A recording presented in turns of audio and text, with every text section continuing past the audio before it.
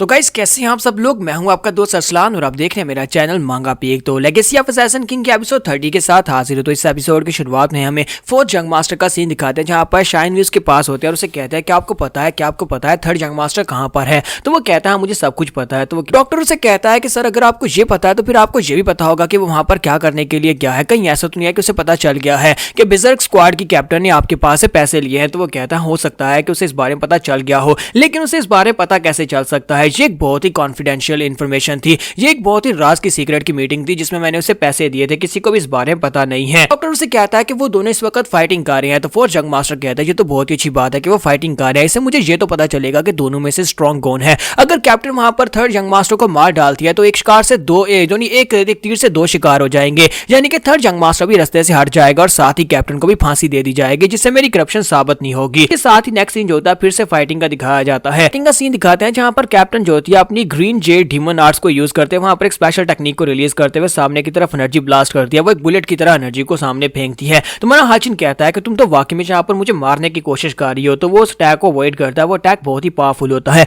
वो उस होटल को भी तोड़ देती है, बिल्डिंग को काफी नुकसान पहुंचता है। तो वो कहता है ये तुम क्या कर रही हो, कहीं तुम पागल तो नहीं होगी, गुस्से की वजह से तुम यहाँ पर इस होटल को भी तोड़ती जा रही हो। यहाँ के इस होटल के ओनर के बारे में क्या तुम उसका इतना नुकसान किए जा रही हो। के साथ होटल ओनर को दिखाते हैं कि वो बेचारा तो बेहोश हो जाता है अपने होटल को टूटता हुआ देखकर। तुम्हारा हाचिन कहता है मुझे लगता है कि तुम्हें यहाँ पर वो सारे पैसे यहाँ पर इस होटल ओनर को देने पड़ेंगे इसके होटल को तोड़ने की वजह से, वो पैसे जो तुम फोर्थ जंग मास्टर से करप्शन के लिए लेकर आई थी। और वो फिर से गुस्से के साथ उसके ऊपर अटैक करने के लिए आगे बढ़ती है और कहती है अपनी बकवास बंद करो। फिर से जाकर उसे पंच मारती है जिससे हमारा हाचिन पीछे जाकर पिलर के साथ टकराता है। तो वो कहता है कि तुम्हारे पंचेस तो पहले से स्ट्रॉन्ग होते जा रहे हैं और वो उसके करीब पहुंचकर उसके ऊपर और भी ज्यादा अटैक्स किए जा रही होती है। वो बार बार उसे पंच मारती है। हाचिन बार बार उसके अटैक्स को अवॉइड कर रहा होता है। हाचिन फिलहाल के लिए उसके साथ फाइट नहीं कर रहा था बल्कि उसके साथ उसकी पावर्स को माप रहा था। वो बार बार उसे पंचेस मारती है। जब उसके मुंह पर एक किक मारती है तो वो कहता है कि तुमने तो मेरे मुंह के ऊपर निशान डाल दिया, ये तो बहुत ज्यादा हर्ट कर रहा है। वो जंप करते हुए आगे बढ़ती है और कहती है कि अब ये वाला पंच देखो, इसके साथ तुम एंड होने वाले हो। जैसे ही वो उसे पंच मारती है तो हाजिन जंप करते हुए साइड के ऊपर हटता है और कहता है कि इसकी पावर पहले से काफी ज्यादा बढ़ती जा रही है। हाजिन कहता है कि मुझे नहीं लगता कि अब मुझे यहाँ पर डिफेंसिव खेलना चाहिए, अब मुझे यहाँ पर ऑफेंसिव भी खेलना चाहिए, मुझे यहाँ पर फाइट बैक करना होगा।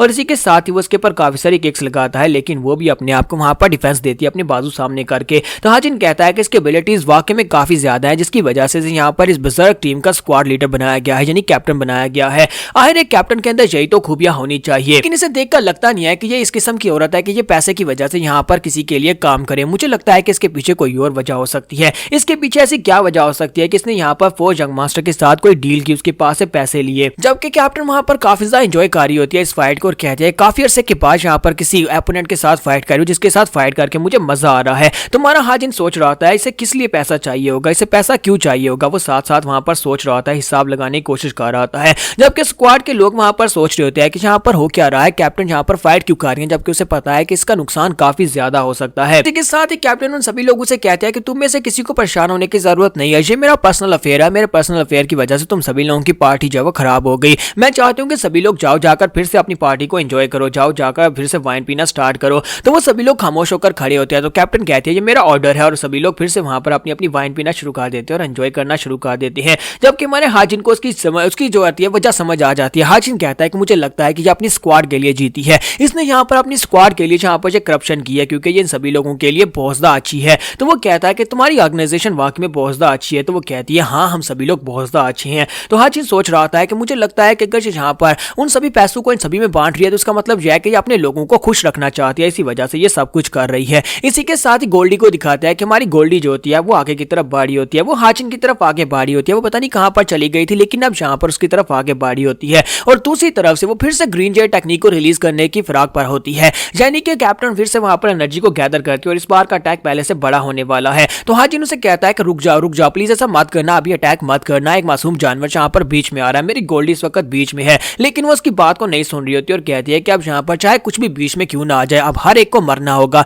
यहाँ पर रास्ते में कोई भी तुम्हें बचा नहीं सकता। तो वो उसे कह रहा होता प्लीज मेरी बात सुनो, तुम यहाँ पर दूसरी तरफ से भी अटैक कर सकते हो, यहाँ पर बीच में अटैक करोगी तो गोल्डी को नुकसान पहुंचेगा। और वो गोल्डी से भी कह रहा होता है कि प्लीज साइड के ऊपर हट जाओ, लेकिन वो भी साइड के ऊपर नहीं हट रही होती है, वो उसकी तरफ आंखें चमकती हुई आंखों के साथ देखती हुई आगे की तरफ बढ़ी होती है। तो जैसे ही वहां पर अटैक रिलीज हो जाता है हाचिन भागता हुआ आगे बढ़ता है ताकि वो जाकर गोल्डी को बचा सके। जिनके पास और कोई भी ऑप्शन नहीं होता वो जल्दी से वहां पर अपनी हीवनली 6 नेट 6 पावर टेक्निक को यूज करता है, जिसके साथ वो तेजी के साथ आगे बढ़ता है, जाकर गोल्डी को उठा लेता है और कहता है इस अटैक को अवॉइड करना मुश्किल है, मुझे अपनी बॉडी के साथ इसको ब्लॉक करना होगा। और वो गोल्डी को अपनी अपनी बाहों में भर लेता है और साथ ही उसको वहां पर ब्लॉक करता है और अपनी बॉडी के साथ उस एनर्जी फ्लो अपनी उस जो एनर्जी बुलेट होती है उसको अपनी बॉडी पर ले लेता है। वहां पर एक जबरदस्त धमाका होता है, जबरदस्त एनर्जी सर्च निकलती है, लेकिन हाजिन ने अपनी बॉडी के साथ वहां पर उसको ब्लॉक कर लिया होता है। और अभी तक यहाँ पर कैप्टन को इस बारे में नहीं पता होता। वो पागलू की तरह वहां पर हंस रही होती है और कहती है क्या तुमने देखा, क्या तुमने देखा बिजर्क डीमन स्क्वाड की पावर क्या है? मैं यहाँ की लीडर हूँ, मैं यहाँ पर तुम्हें एक ही पंच के साथ डिस्ट्रॉय कर सकती थी, लेकिन अब यहाँ पर तुमने देख लिया मेरी पावर्स क्या है। फिर साथ ही अपने साथियों से कहती है कि चलो जल्दी से हम लोग फिर से अपनी पार्टी एंजॉय करते हैं।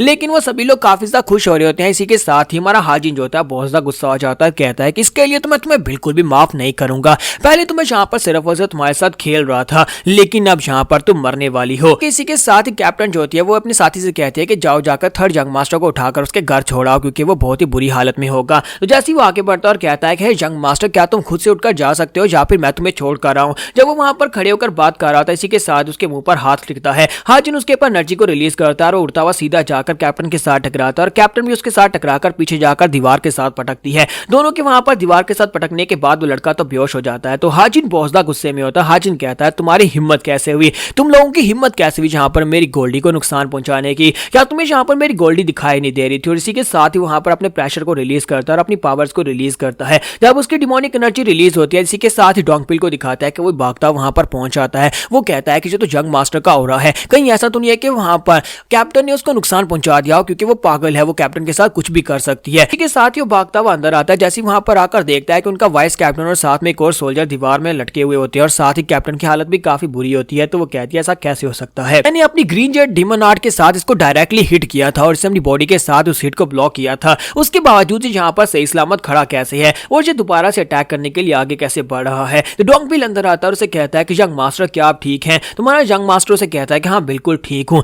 डोंगपिल मुझे यहाँ पर रोकने की कोशिश भी मत करना, क्योंकि अब यहाँ पर मैं इस पूरी की पूरी जगह को बर्बाद कर दूंगा। इन लोगों की हिम्मत कैसे हुई मेरी गोल्डी को नुकसान पहुंचाने की? सबसे पहले तो मैं इसको मारूंगा। और इसी के साथ ही वो आगे की तरफ बढ़ रहा होता है। तो डोंगपिल चलाकर उसे कहता है कि बेवकूफ कहीं की, क्या तुम्हें पता नहीं है ये कौन है? तो वो कहती है मुझे इस बात से कोई फर्क नहीं पड़ता, ये जो भी हो। तो वो कहता है कि अच्छा तो तुम्हें इस बात से फर्क नहीं पड़ता। तो कैप्टन चलाकर उसे कहती है कि तुम अपना मुंह बंद रखो, जहां से दफा हो जाओ, तुम्हारे कोर्ट ऑफ एल्डर्स का हिसाब से कोई भी ताल्लुक नहीं है, तुम्हारी स्क्वाड का इससे ताल्लुक नहीं है, तो तुम यहाँ पर क्या कर रहे हो? और इसी के साथ ही हाजिन जो होता है उसके करीब पहुंच जाता है और उसे एक पंच मारता है, साथ ही उसे एक किक मारता है। और इसी पंच और किक के साथ ही कैप्टन जो होती है उड़ती हुई उस होटल से बाहर जाकर गिरती है। और बाहर गिरने के बाद हमारा हाजिन जो होता है उसकी तरफ आगे बढ़ रहा होता है। वो कहती है ऐसा कैसे हो सकता है? मैं इसकी मूवमेंट्स को यहाँ पर देख भी नहीं पाई, मैं सेंस भी नहीं कर पाई कब ये मेरे करीब पहुंच गया। यहाँ पर फाइटिंग का बहुत ज्यादा एक्सपीरियंस है, मैं कई सालों तक यहाँ पर लाइफ एंड डेथ की बैटल करती रही हूँ। मैं जब भी बैटल करती हूँ मैं अपने ओपोनेंट को मार डालती हूँ, लेकिन आज यहाँ पर मेरा जो ओपोनेंट है वो एक थर्ड जंग मास्टर है। तो क्या सभी के सभी जंग मास्टर यानी कि डीमन एम्परर के जितने डिसाइपल्स हैं क्या वो सभी इसी तरह के स्ट्रॉन्ग हैं? इसी के साथ ही वो फिर से अपने हाथ में पावर्स को रिलीज करती है और कहती है कि मैं यहाँ पर